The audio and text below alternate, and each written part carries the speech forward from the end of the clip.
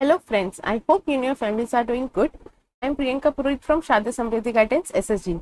If you all are liking this series of SFM theory revision videos, please hit the like button, share your comments and also subscribe to the channel for more such videos. तो चलिए आज हम एक नए chapter की शुरुआत करते हैं। श्री गणेश करते हैं गणपति पापा मोरया। आज हम शुरुआत करने वाले हैं फाइनेंशियल सर्विसेज इन इंडिया यानी कि chapter number 8 of practice manual.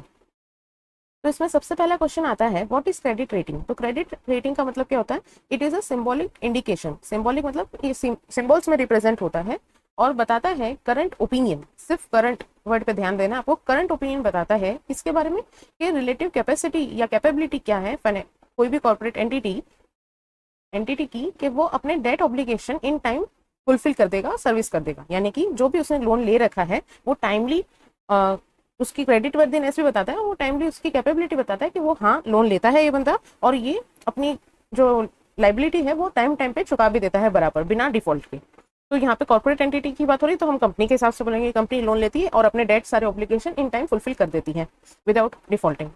It enables the investor to differentiate between the instruments on the basis of their underlying quality। तो ये इन्वेस्टर को भी किस हिसाब से हेल्प करती है कि एक तो सामने वाले को तो ये पता चलता है कि हाँ चलो कि कॉर्पोरेट एंटिटी के हिसाब से अपने डेट ऑब्लिगेशन फुलफिल करती है, और इन्वेस्टर को भी ये मदद करती है कि वो डिफरेंशिएट कर सके बिटवीन वेरियस इंस्ट्रूमेंट्स के इंस्ट्रूमेंट कौन कौन सी है और उनकी अंडरलाइन क्रेडिट क्वालिटी कैसी है उस हिसाब से भी वो मदद करती है। To facilitate simple and easy understanding these are expressed in alphabetical और अल्फा न्यूमेरिकल सिंबल्स। तो ताकि सबको अंडरस्टैंडिंग पता चल जाए तो जैसे ए या ऐसे उन हिसाब से ये क्रेडिट रेटिंग दी जाती है। और क्रेडिट क्वालिटी क्या मतलब होता है कि जब आप अपना पैसा इन्वेस्ट कर रहे हैं, लेटर से आप कुछ बॉन्ड्स वगैरह में इन्वेस्ट कर रहे हैं, तो आपको कैसे श्योरिटी मिलेगी कि ये एक्चुअल में जो आपका पैसा जा रहा है वो सही जगह जा भी रहा है या नहीं। आपको उसमें जो रिटर्न्स की प्रॉमिस की गई है या जो आपको फायदे कहे गए हैं वो उतने मिलेंगे या नहीं। तो इसलिए क्रेडिट रेटिंग जो होती है वो उसमें जरूरी होती है। तो इसीलिए हमने फिर से एक समरी टाइप में यहाँ पे दिया हुआ है इस क्वेश्चन में कि क्रेडिट रेटिंग का मतलब क्या क्या होता है। तो क्रेडिट रेटिंग क्या होता है? It is an expression of opinion जो कि एक डेट इंस्ट्रूमेंट के रिगार्डिंग होता है, एक स्पेसिफिक डेट पर होता है कि आज डेटेड इस डेट के हिसाब से हमने ये क्रेडिट रेटिंग बताई हुई है। इसके अंदर रिस्क एवेल्यूशन हो पाता है और साथ ही साथ प्रोबेबिलिटी बताते हैं of interest and principal obligation being met timely. जो भी आपके इंटरेस्ट ऑब्लिगेशन है या फिर आपका जो प्रिंसिपल कंपोनेंट का जो ऑब्लिगेशन है वो दोनों चीजें उनकी प्रोबेबिलिटी बताई जाएगी कि वो हाँ टाइमली फुलफिल या मीट हो रही है या नहीं, होंगी या नहीं। क्रेडिट रेटिंग एम्स टू क्या क्या इसके एम्स क्या क्या है, एम्स एंड ऑब्जेक्टिव क्या है क्रेडिट रेटिंग के। तो सबसे पहला है कि इंफॉर्मेशन देना है एट लो कॉस्ट। वो भी इंफॉर्मेशन सबको देनी है, सारे इन्वेस्टर्स को देनी है, वो भी लो कॉस्ट पे देनी है। एक उनको रिस्क रिटर्न का स्ट्रक्चर प्रॉपर बताना है कि हाँ रिस्क कितना है, आप रिस्क कितना ले रहे हैं और उसके सामने उसके अगेंस्ट आपको रिटर्न कितना मिलने वाला है। एक हेल्दी डिसिप्लिन लेके आता है बोरोवर में। क्यों? नहीं तो सब लोग डिफॉल्ट करने लग जाएंगे। तो उन्हें अगर अपनी क्रेडिट रेटिंग मेंटेन करनी है, अच्छी क्रेडिट रेटिंग पानी है, तो उन्हें अपना हेल्दी डिसिप्लिन फॉलो करना होगा कि वो टाइम टू टाइम अपने सारे प्रिंसिपल और इंटरेस्ट ऑब्लिगेशन मीट करते रहें। और लास्टली ये एक पब्लिक पॉलिसी गाइडलाइन होती है जो कि इंस्टीट्यूशनल इन्वेस्टमेंट के ऊपर फ्रेम की जाती है। यानी कि एक पब्लिक पॉलिसी एक उनके लिए जो भी इन्वेस्टमेंट इंस्टीट्यूशन है उनके ऊपर एक गाइडलाइन फ्रेमवर्क दिया हुआ है कि आपको इसके तहत ही काम सारा करना है। लास्टली यहाँ पे हमने एग्जांपल्स दे रखे हैं कि कौन कौन सी एजेंसी इंडिया के अंदर क्रेडिट रेटिंग कवर करती है, देती है। तो सबसे पहले तो उनमें नाम आता है क्रिसिल का। क्रिसिल का फुल फॉर्म है credit rating information services of India limited यानी कि क्रिसिल। इसके अलावा आप दो तीन और नाम याद कर सकते हैं जो आपको कंफर्टेबल लगे। यहाँ पे मैंने कैर और इकरा यानी कि investment information and credit rating agency of India, और lastly credit analysis and research limited, ये मैंने नाम की है। अगर आपको और भी कोई नाम याद रहते हैं तो आप वो भी याद कर सकते हैं। इसके बाद में हम मूव ऑन करते हैं हमारे नेक्स्ट क्वेश्चन पे जो कि है what are the limitations of credit rating. अब क्रेडिट रेटिंग के हमने फायदे, उनका एम, उसका मीनिंग वो सब तो जान लिया, उसके एग्जांपल भी देख लिए। अब हम देखते हैं कि क्रेडिट रेटिंग की, क्योंकि हर चीज में, हर अच्छी से अच्छी चीज में कुछ बुराई होती है, तो क्रेडिट रेटिंग की क्या खामियां हैं वो हम देख लेते हैं। तो क्रेडिट रेटिंग ऐसे तो बहुत ही इंपॉर्टेंट इंडिकेटर है फॉर प्रूडेंस ताकि आप एक सही डिसीजन ले पाए, लेकिन it too suffers from certain limitations. और वो लिमिटेशंस क्या क्या है? सबसे पहली बात आ जाती है कॉन्फ्लिक्ट ऑफ इंटरेस्ट। ये मैंने हाईलाइट नहीं किया है लेकिन ये सारे पॉइंट आपको जो बोल्ड लेटर्स में लिखे हुए हैं ना प्रैक्टिस मैनुअल में, वो आपको अपने आंसर में भी मेंशन करने ही है। जैसा कि कॉन्फ्लिक्ट ऑफ इंटरेस्ट किस वजह से आएगा कि जो रेटिंग एजेंसी होती है वो फ्री में तो ये काम करती नहीं है, है ना। वो कोई चैरिटी फंड तो नहीं चला रही, वो फीस कलेक्ट करती है। और जब भी हम फीस कलेक्ट करते हैं यानी हमारा मॉनेटरी इंटरेस्ट आ गया है, तो वहाँ पे कॉन्फ्लिक्ट ऑफ इंटरेस्ट डेवलप हो ही जाता है, क्योंकि हमारा सर्वाइवल, हमारी कंपनी का क्रेडिट रेटिंग एजेंसी की जो ग्रोथ वगैरह होती है वो क्लाइंट्स के ऊपर डिपेंड करती है, और क्लाइंट्स उन्हें फीस देते हैं, इसके लिए कॉन्फ्लिक्ट ऑफ इंटरेस्ट आ जाता है। नेक्स्ट पॉइंट आता है industry specific rather than company specific. क्यों? क्योंकि ये जो रेटिंग होती है ना वो मोस्टली ना इंडस्ट्री स्पेसिफिक होकर रह जाती है, ना कि कंपनी स्पेसिफिक। बनती तो ये कंपनीज के लिए है, उनकी इंस्ट्रूमेंट्स के लिए है, लेकिन वो इंडस्ट्री स्पेसिफिक हो जाती है। क्यों? क्योंकि जो एजेंसी है वो ज्यादा इंपॉर्टेंस मैक्रो एस्पेक्ट्स पे देते हैं, ना कि माइक्रो एस्पेक्ट पे। अगर माइक्रो डिटेल्स या माइक्रो मैटर्स में अगर वो लोग ज्यादा एम्फोसिस देंगे तो फिर कंपनी स्पेसिफिक होगा, लेकिन फिलहाल तो इंडस्ट्री स्पेसिफिक ज्यादा है। ये इसकी एक बड़ी खामी है। तीसरा पॉइंट है इसमें रेटिंग चेंजेस। तो रेटिंग जो होती है वो एक, जैसा हमने कहा था कि as on a specific date होती है वो, यानी कि इन फ्यूचर क्या होगा, ओवर द पीरियड वो चेंज हो सकती है, और उसकी हमें कोई गारंटी भी नहीं है। तो ये रेटिंग जो है वो चेंज होती रहती है। नेक्स्ट पॉइंट आता है कि कॉर्पोरेट गवर्नेंस इश्यूज हमें डेवलप हो जाते हैं। क्यों कॉर्पोरेट गवर्नेंस? किस हिसाब से? क्योंकि जो रेटिंग वाली जो कंपनी है उसके क्या होगा कि उसका अगर रेवेन्यू एक ही सिंगल सर्विस या फिर सिंगल ग्रुप से अगर आ रहा है, जैसे कि अगर रिलायंस की इतनी सारी इंडस्ट्रीज है, अगर वो सारी की सारी एक ही क्रेडिट रेटिंग एजेंसी के पास है अपनी रेटिंग करवाएगी, तो फिर क्या होगा, उसका जो क्रेडिट रेटिंग एजेंसी है वो उसकी एक रिलायंस जो है उसके लिए एक बहुत ही बड़ा डेटर बन जाएगा, सन्ड्री डेटर वो जो होगा वो बन जाएगा। तो फिर उसके जो रेवेन्यू अगर उससे ही अफेक्ट हो रहे हैं तो उसके ऊपर इन्फ्लुएंस आ सकता है, उसका बाइस्ड नेचर आ सकता है रेटिंग एजेंसी का। दूसरी बात होती है जो क्रेडिट एजेंसी होती है, जैसे हमने ज्यादातर नाम सुना होगा क्रिसिल का, तो अगर उनका कोई डोमिनेट मार्केट पोजीशन होगा तो वो उसके डोमिनेंट पोजीशन को अब्यूज भी कर सकता है, ऐसी भी दिक्कत आ सकती है। तीसरा पॉइंट आता है कि greater transparency in the rating process, यानी कि डिस्क्लोजर ऑफ एजम्पशंस बताने चाहिए कि किस बेसिस पे जो रेटिंग ली जा रही है वो किस बेसिस पे हो रही है। तो ग्रेटर ट्रांसपेरेंसी जो है ये बात पे भी हमें ज्यादा ध्यान देना चाहिए। नेक्स्ट पॉइंट आता है इसमें बेसिस ऑफ रेटिंग पे, यानी कि based on point of time concept rather than on period of time concept. ये भी हमने पहले ही बात बताया कि जो बेसिस है रेटिंग हम क्या बताते हैं, एज ऑन डेट बताते हैं। तो हम उसमें बेस क्या लेते हैं, at the point of time. लेकिन हमें पॉइंट ऑफ टाइम से मतलब थोड़ी होता है, हमें तो पीरियड ऑफ टाइम से होना चाहिए कि हाँ चलिए इस फलाना फलाना पीरियड में ये ऐसा हो रहा है। एज ऑन डेट बताएंगे तो थोड़ा वो इतना ज्यादा नहीं होता, क्योंकि इतना जो कंपनी है सारी चीजें वो बड़े ही डायनामिक असेसमेंट में रह रही हैं, तो इसके लिए वो आउटडेटेड और ऑब्सोल्यूट होने का चांस है। लास्ट पॉइंट इसके अंदर आता है कि कॉस्ट बेनिफिट एनालिसिस। अब कई जगहों पे मोस्टली कई सारे इंस्ट्रूमेंट वो इशू ही नहीं हो पाते जब तक कि रेटिंग नहीं ली हो, यानी कि रेटिंग एक तरह से मैंडेटरी कर रखी है। और अगर मैंडेटरी कर रखी है तो चाहे कंपनी कैसी भी हो और उससे जो अच्छी रेटिंग वाली एजेंसी वाली मिलेगी उससे ही उसे रेटिंग लेनी पड़ती है, तो उसके लिए उसके जो चार्जेस होते हैं वो पे करने पड़ते हैं, और वो चार्जेस कभी कंपनी की कैपेसिटी से बाहर हो सकते हैं। तो वो कंपनीज को without carrying out the cost benefit analysis उनको ये डिसीजन लेना पड़ता है कि हमें तो ये करवाना ही होगा, वो फ्री टू डिसाइड नहीं होते। वहीं अगर क्रेडिट रेटिंग जो काम है अगर उसे ऑप्शनल बना दें तो फिर कॉर्पोरेट जो है वो फ्री होंगे कि हाँ भाई उन्हें रेटिंग चाहिए या नहीं। इस हिसाब से ये सारे लिमिटेशन थे। अब हम मूव करते हैं हमारे नेक्स्ट क्वेश्चन पे, जो कि है what are the main functions of investment bank. लेकिन अभी हम इन्वेस्टमेंट बैंक के फंक्शंस को देखने के पहले पहले हम ये फोर्थ क्वेश्चन है वो कर लेते हैं, जो कि कहता है distinguish between investment bank and commercial bank. यानी कि कमर्शियल बैंक और इन्वेस्टमेंट बैंक के डिफरेंस क्या है। पहले आपको पता चलेगा कि इन्वेस्टमेंट बैंक होता क्या है, तब आप उसके फंक्शंस ज्यादा अच्छे से समझ पाएंगे, इसलिए मैं पहले ये वाला क्वेश्चन ले रही हूँ। तो चलिए इसमें देख लेते हैं। जो कमर्शियल बैंक्स हैं वो आपके नॉर्मल बैंक्स होते हैं जहाँ पे आपके बैंक अकाउंट खुले होंगे, यानी कि commercial banks are the banks which are engage in the business of accepting deposit लेते हैं और पैसा लेंड कर देते हैं इंडिविजुअल को भी और कॉर्पोरेट को भी। वहीं जो इन्वेस्टमेंट बैंक होते हैं वो क्या करते हैं, वो हेल्प करते हैं अपने क्लाइंट को इन रेजिंग कैपिटल, लेकिन वो खुद से नहीं देते। वो क्या करते हैं, एज एन इंटरमीडिएरी एक्ट करते हैं between the buyers and the sellers of the securities में बॉन्ड भी आ गया और स्टॉक्स भी आ गए। तो ये क्या करता है, कैपिटल रेस करने में मदद करता है और एक्ट करता है as an intermediary investment bank. और ये तो नॉर्मल आपका बैंक हो गया कमर्शियल बैंक। नेक्स्ट इसके अंदर पॉइंट आता है, जो इन्वेस्टमेंट बैंक है वो डिपॉजिट नहीं ले सकते अपने कस्टमर से, लेकिन कमर्शियल बैंक अपने डिपॉजिट ले सकते हैं कस्टमर से। थर्ड पॉइंट आता है इसमें कि ये इन्वेस्टमेंट बैंक होते हैं वो उनके पास खुद की कोई सिक्योरिटी नहीं होती। क्यों? क्योंकि वो तो सिर्फ एक्ट कर रहे हैं एज एन इंटरमीडिएरी, ताकि जो भी ट्रांजेक्शन हो रहा है between the buyer and the seller smoothly वो हो सके। वहीं कमर्शियल बैंक की बात करें तो वो जो कस्टमर्स को लोन देता है, जो ग्रांट करता है, वो लोन्स उसके एसेट होते हैं। जैसे कि आपने देखा होगा हमारी बैलेंस शीट में हमने जो लोन ले रखा है एज एन इंडिविजुअल, वो हम हमारे लोन्स के साइड में दिखाएंगे। हमारी बैलेंस शीट अगर बनेगी तो वो यहाँ दिखेगा, लेकिन वही जब हम बैंक की बैलेंस शीट बनाते हैं उसके अंदर जब हम देखते हैं तो उसके जो लोन्स वगैरह होते हैं जो उसने पब्लिक को दे रखे हैं वो एसेट साइड में मेंशन करता है, यानी कि वो उसके एसेट्स होते हैं, वो ओन करता है उन्हें। इन्वेस्टमेंट बैंक अर्न करती है अंडर राइटिंग कमीशन। तो जो भी, क्योंकि वो शेयर्स और सिक्योरिटीज को ट्रांजेक्शन उनके करने में, फुलफिल करने में या सिक्योर करने में मदद कराती है, इंटरमीडियरी बनती है, तो वो अंडर राइटिंग कमीशन लेती है, अर्न करती है। वहीं जो कमर्शियल बैंक होते हैं वो क्योंकि वो लोन देते हैं तो वो लोन्स के ऊपर इंटरेस्ट अर्न करते हैं। जैसे अगर इन्वेस्टमेंट बैंकर्स की हम देखें बात, तो उसमें AK capital services, axis capital bank, ये सब एक्सिस जिस भी मतलब मोस्टली जैसे आनंद आर्थी एडवाइजर्स लिमिटेड, ये सारे हमारे एग्जांपल्स हैं इन्वेस्टमेंट बैंकिंग के। और बाकी कमर्शियल बैंकिंग के तो वो सारे ही हैं जो आपके नॉर्मल बैंक्स होते हैं।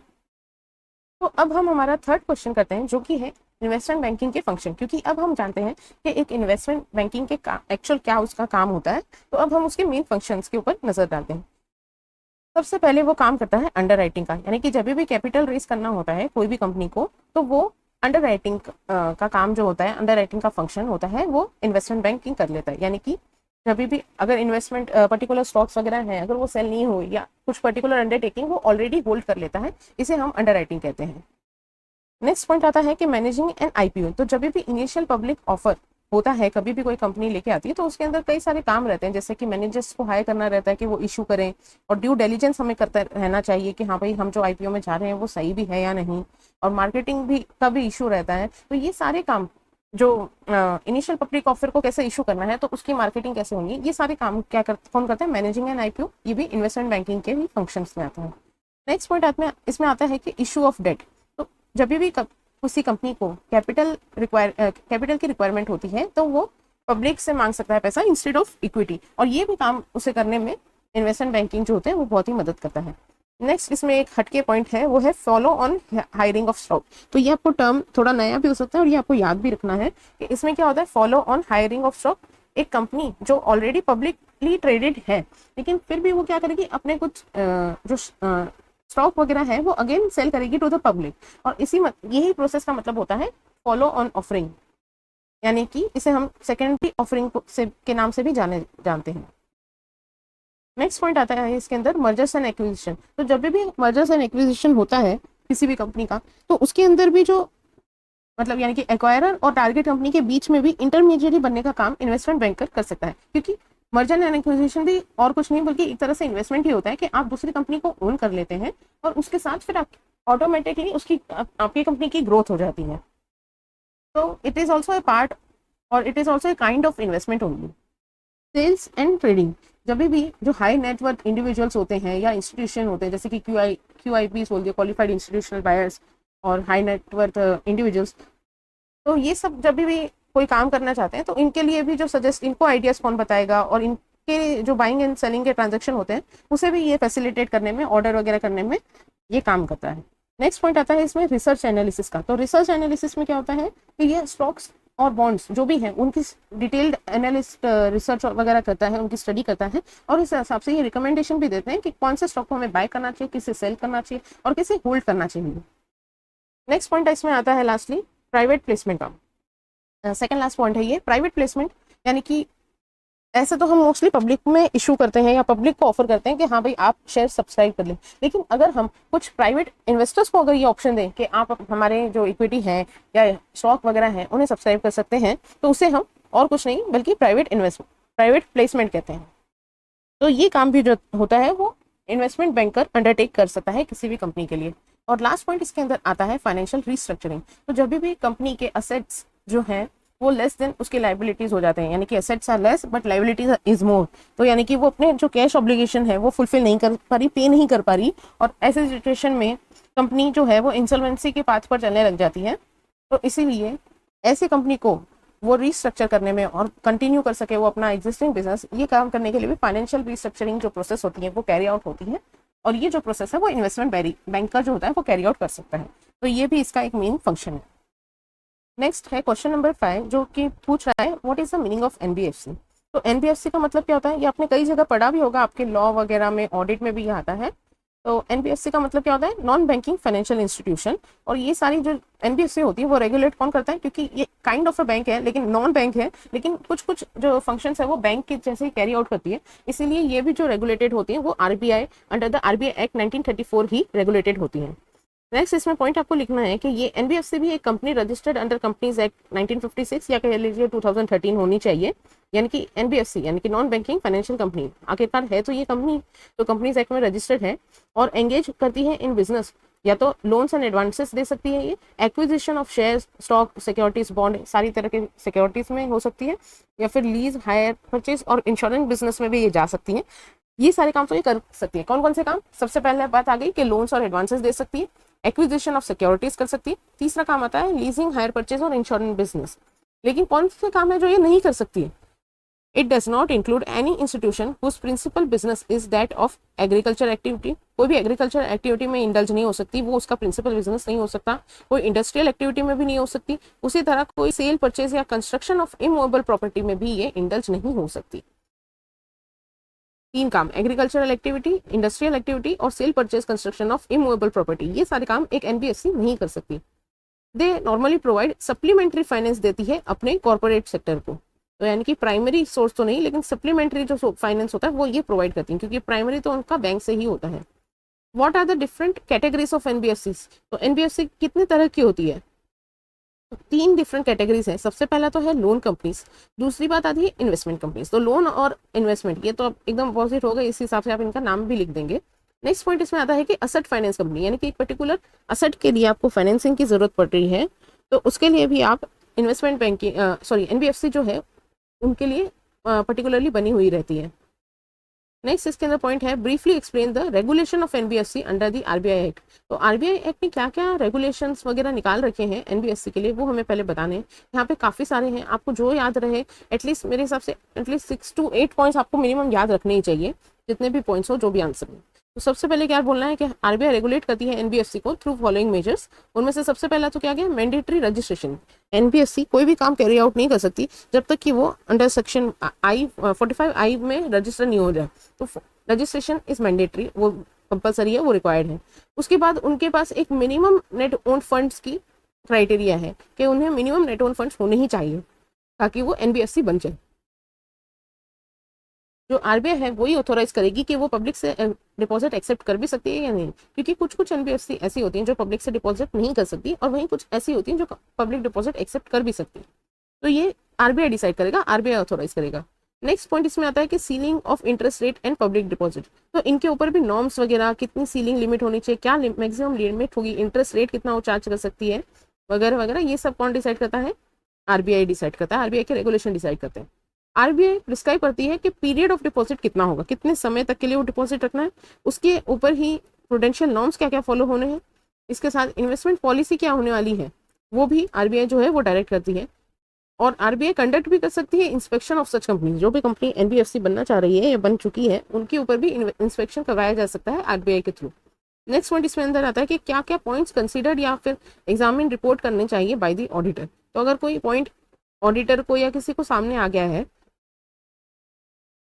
तो उसे बताने का भी तरीका आरबीआई प्रिस्क्राइब करती है। साथ ही साथ किस हिसाब से अकाउंट्स वगैरह प्रिपेयर होने उसके भी नॉर्म्स, उसके गाइडलाइंस वगैरह आरबीआई देती है। और लास्टली कौन कौन से एसेट्स को वो नॉन परफॉर्मिंग एसेट्स गिनेगी। मोस्टली 6% से ज्यादा अगर कोई चीज अनपेड रह जाती है, चाहे उनका इंटरेस्ट बोलिए या डिविडेंड आपका प्रिंसिपल कहिए या दोनों चीजें, तो ये सारी चीजों से कोई भी अगर डिफॉल्ट कंटिन्यू करता है अगर इफ मोर देन 6 months तो वो एनपीए कंसिडर हो जाता है।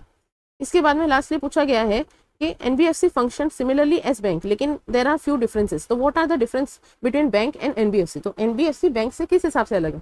सबसे पहली बात आती है, इसमें 3 पॉइंट है। पहला पॉइंट आता है कि एनबीएफसी एक्सेप्ट नहीं कर सकता डिमांड डिपॉजिट्स। ये पब्लिक डिपॉजिट्स वगैरह वो एक्सेप्ट कर सकते हैं, लेकिन डिमांड डिपॉजिट का मतलब क्या हो गया कि आपके जैसे आपका सेविंग अकाउंट है वो एक काइंड ऑफ डिमांड डिपॉजिट है कि जैसे कस्टमर गया बैंक से पैसे मांगा तो बैंक को मतलब कुछ मिनिमम रिक्वायरमेंट छोड़ के बाकी सारे पैसे देने पड़ेंगे, वो ऑब्लिगेटेड है, वो ऐसा नहीं कर सकता मेरे पास अभी नहीं है ना, जब तक कि वो लिक्विडिटी वैल्यू वो सब सिनेरियो नहीं हो। तो in general in normal cases उन्हें डिमांड डिपॉजिट कहा जाता है, क्योंकि वो एज एंड व्हेन जैसे ही कस्टमर को जरूरत पड़े वो उसे मांग सकता है। तो एनबीएफसी डिमांड डिपॉजिट एक्सेप्ट नहीं कर सकता। और NBFC is not considered as a part of payment and settlement system. उसे पेमेंट एंड सेटलमेंट सिस्टम का पार्ट मानते भी नहीं, जैसे कि बैंकिंग सिस्टम होता है। डिपॉजिट इंश्योरेंस फैसिलिटी, ये भी जो चीज होती है ये इसमें अवेलेबल नहीं होती है, जैसा कि बैंक्स वगैरह के केस में अवेलेबल होती है। डिपॉजिट इंश्योरेंस ये सब फैसिलिटी ये एनबीएफसी में अवेलेबल नहीं है। अब हम मूव ऑन करते हैं हमारे last question of this chapter, जो कि है कैमल मॉडल। कैमल मॉडल और कुछ नहीं बल्कि एक्चुअली एक एक्रोनिम या फिर आप कह सकते हैं निमोनिक्स बनाया हुआ है खुद आईसीआई ने। आईसीआई ने नहीं, मतलब ये एक एस्टेब्लिश्ड ही मॉडल है। तो जब हम क्रेडिट रेटिंग करते हैं उसके अंदर एक कैमल मॉडल बताया हुआ है। तो ये सब एक्रोनिम है और किसके लिए स्टैंड करते हैं? C stands for capital, A stands for assets, M stands for management, E stands for earnings and L stands for liquidity। तो इस हिसाब से बनता है camel, capital, asset, management, earnings and liquidity. तो कैमल मॉडल जो कि है वो अडॉप्ट करते हैं रेटिंग एजेंसीज जिनको की स्पेशल अटेंशन की जरूरत है, और ये फॉलोइंग एस्पेक्ट्स जो कि हमने यहाँ पे मेंशन कर रही हैं उन्हीं के ऊपर ये फोकस करता है। तो ये जो डायग्राम है या आईसीआई की बुक में है, तो इसके लिए आप ये डायग्राम को याद कर सकते हैं, और अगर आप ऐसा ही कुछ डायग्राम अपने अगर बुक में प्रेजेंट कर दें तो उससे एग्जामिनर बहुत ही ज़्यादा खुश होगा और वो आपको क्विकली मतलब मार्क्स अलॉट कर सकता है। तो ये कैमल मॉडल में हमने क्या क्या बात की थी? हमने सबसे पहले बात की थी कैपिटल, तो यहाँ पे लिखना है कैपिटल एडिक्वेसी कितनी है। फिर आता है एसेट, एसेट्स यानी कि उसकी क्वालिटी कैसी है। फिर मैनेजमेंट क्वालिटी कैसी है, उसकी अर्निंग्स की क्वालिटी कैसी है, और फिर लिक्विडिटी। और इसके साथ ही हमें दो चीज़ें और जोड़नी है जो कि है P for people and T for technology. लेकिन ये कैमल पीटी नहीं लिखना है आपको, ना ही कोई और अपना एक्रोनिम बनाना है, यहाँ पे कैमल मॉडल ही लिखना है। अब हम डीप में देख लेते हैं कि जो सी फॉर कैपिटल है उसमें क्या क्या चीजें आने वाली। तो सबसे पहले हम उसमें देखेंगे कंपोजिशन हमारा एक्सटर्नल और इंटरनल फंड्स, यानी कि कैपिटल स्ट्रक्चर कैसा है, कितना रेज्ड है और कितने रिटेन्ड अर्निंग्स है वो सब। फिर असेट्स की अगर बात करें तो वही देखना है कि ऑलरेडी हमारे पास कितने असेट्स हैं और प्रपोज्ड असेट्स कितने होंगे, और उनके ऊपर टेक्नोलॉजिकल और फिजिकल ऑब्सोलेसेंस कितना बन रहा है कि कोई चीज़ें पुरानी होती जा रही है, ऑब्सोलेंट होती रहती है, वो भी हमें देखना रहता है। इसके साथ ही हम रिकवरेबिलिटी भी देते हैं मॉनेटरी एसेट जो कि है रिसीवेबल्स, और इनका लिंकेज भी करते हैं विद टर्नओवर कि कितना हमारा डेटर रहे और कितनी हमारी एक्चुअल टर्नओवर रही, उस हिसाब से लिंक करते हुए हम देखते हैं। एम से आता है मैनेजमेंट, जिसका कि मतलब होता है कि टीम वर्क में कौन कौन इन्वॉल्व होगा, मैनेजमेंट पर्सोनल कैसे हैं, कौन अथॉरिटी और रिस्पॉन्सिबिलिटी कैसे होने वाली है, और एक्चुअल डिसीजन मेकिंग कौन लेने वाला है, किस हिसाब से लेने वाला है। फोर्थ पॉइंट आता है इसमें अर्निंग्स का, कि अर्निंग्स कैसे होनी चाहिए, एब्सोल्यूट लेवल पे होनी चाहिए, उनके ट्रेंड्स देखने चाहिए हमें, अर्निंग्स के ट्रेंड कैसे हैं, और उसकी स्टेबिलिटी को भी चेक करना चाहिए कि अगर फलाना फलाना चीज़ साल में बहुत ही ज़्यादा अर्निंग्स हो रही है और अल्टीमेटली अगले साल बहुत ही ज़्यादा कम हो रही है, तो मतलब वो एबनॉर्मल नहीं है, एबनॉर्मल होगा, और स्टेबिलिटी से हमें चेक करनी होगी। इसी तरह से क्या क्या फ्लक्चुएशन आ रहे हैं वो साइक्लिक है, और उनके साथ हमारी अडेप्टेबिलिटी कैसी है वो सब भी हमें चेक करना चाहिए। नेक्स्ट इसके अंदर क्वेश्चन आ रहा है लिक्विडिटी के ऊपर, यानी कि लिक्विडिटी का मतलब क्या होता है? Effectiveness of working capital management. Liquidity का मतलब होता है कि आपके पास कैश कितना अवेलेबल है इन हैंड। तो वही है कि वर्किंग कैपिटल की रिक्वायरमेंट कितनी है वो देखेंगे, और कॉर्पोरेट पॉलिसीज क्या क्या है, क्रेडिटर की पॉलिसी क्या है वो सब देखेंगे। और इसके बाद हम मूव ऑन करते हैं हमारे अगले क्वेश्चन पे, जो कि है ये वाला क्वेश्चन जो है वो हमारा एक्चुअल में लास्ट होने वाला है, जो कि है बहुत ही इजी है। क्रेडिट कार्ड और डेबिट कार्ड में हमें डिफरेंस बताना है। ये अगर हम नहीं भी पढ़ेंगे तो भी हम लिख देंगे। जैसे कि डेबिट कार्ड क्या होता है, वो इट ऑपरेट्स लाइक कैश या फिर पर्सनल चेक जैसे ही काम करता है। वहीं जो क्रेडिट कार्ड होता है वो ऑपरेट करता है क्रेडिट बेसिस के ऊपर, यानी कि इसके अंदर इसका मतलब आपको जानना है तो इसके लिए सेकेंड पॉइंट लिखा हुआ है परचेज नाउ पे लेटर, यानी कि अभी खरीद लो और पेमेंट जो करना है वो बाद में करो। वहीं जो डेबिट कार्ड होता है वो क्या होता है? परचेज नाउ पे नाउ। ये क्यों होता है? बहुत ही रिलेटेड पॉइंट्स है, क्योंकि इसके बाद आप ये वाला पॉइंट कर लीजिए, इसके अंदर ग्रेस पीरियड नहीं दिया जाता, और अमाउंट जैसे ही आपने अभी कहीं पे पेमेंट किया, विड्रॉ किया, तो तभी के तभी अमाउंट डिडक्ट हो जाती है। लेकिन जब आप क्रेडिट कार्ड से लेते हैं तो 40 to 50 डेज का आपको इंटरेस्ट फ्री ग्रेस पीरियड मिलता है कि हाँ आपने आज परचेज कर दिया, आपने आज पेमेंट कर दिया, तो आपके अकाउंट से पेमेंट जो है वो डिडक्ट होने में और मतलब टाइम लगता है, आपके पास ग्रेस पीरियड फ्री रहता है, उसके अंदर आप प्रीपे कर सकते हैं, ऐसा आपके पास टाइम अवेलेबल रहता है। तो जो क्रेडिट कार्ड होता है उसके अंदर रिस्क जो है वो लिमिटेड रहता है to the credit card limit, credit limit sanction by the bank. तो जितनी बैंक ने लिमिट सेंक्शन कर रखी है उतने ही आपके ऊपर लिमिट रहती है। इसमें कितना होता है रिस्क? डेबिट कार्ड में risk is up to the entire balance available in the bank account. तो आपके बैंक अकाउंट में कितना बैलेंस है उस हिसाब से आपका रिस्क जो है उतने लेवल का रिस्क होता है। नेक्स्ट पॉइंट इसमें आता है कि जनरली जब हम क्रेडिट कार्ड की बात करें तो minimum 5% of the total outstanding is payable on the due date. जब ड्यू डेट आती है तो उसका मिनिमम एटलीस्ट आपको 5% तो पे करना ही है। ऐसा नहीं है आप पे नहीं करेंगे, पे कुछ भी नहीं करेंगे तो फिर डिफॉल्ट आएगा, कम करेंगे तो फिर डिफॉल्ट का चांसेस आता है। तो एटलीस्ट आपको मिनिमम 5% जो होता है आउटस्टैंडिंग का उतना पे करना होता है ऑन ड्यू डेट। वहीं डेबिट कार्ड में ये सिस्टम ही नहीं है, तो generally there is no outstanding, क्योंकि आउटस्टैंडिंग कुछ होता ही नहीं है, तभी के तभी डिडक्ट हो जाता है। लास्ट पॉइंट इसके अंदर आता है कि क्रेडिट कार्ड्स के अंदर ईएमआई जो होती है वो अवेलेबल होती है कि आप EMI का मतलब होता है equated monthly instalments, monthly basis पे आप पर्टिकुलर इंस्टॉलमेंट्स दे सकते हैं। लेकिन वहीं क्रेडिट डेबिट कार्ड में ये ऑप्शन अवेलेबल नहीं होता। हालांकि कुछ कुछ बैंक्स जो होती हैं वो EMI कंसेप्ट लेके आ रही हैं कि जब आपके अकाउंट में, जैसे कि आपका सेविंग अकाउंट है और उसमें भी आपका बैलेंस नहीं है, तो आप फाइनेंस कर सकते हैं। इसका एक एग्जांपल आप ये ले सकते हैं कि जैसे आपके क्रेडिट, आपका फोन आप था, आपने रिचार्ज नहीं किया, तो उसमें वो कहता है कि एयरटेल वाले खास करके ये कहते हैं कि 3 दिन का क्रेडिट पीरियड ले लीजिए, 3 दिन का बैलेंस ले लीजिए और बाद में आप परचेस कर सकते हैं, 10 रुपए का क्रेडिट ले लीजिए। ऐसा एग्जाम्पल है कि सब नहीं देते हैं लेकिन कुछ कुछ देते हैं। तो इस हिसाब से ये EMI कंसेप्ट होता है। तो इसके साथ ही हमारा जो चैप्टर था फाइनेंशियल सर्विसेज का वो यहाँ पे एंड होता है। I hope this series is helpful to you. If it is, then please let me know in the comment section, and also let me know it by hitting the like button. So this is me, Priyanka Purohit. Happy learning.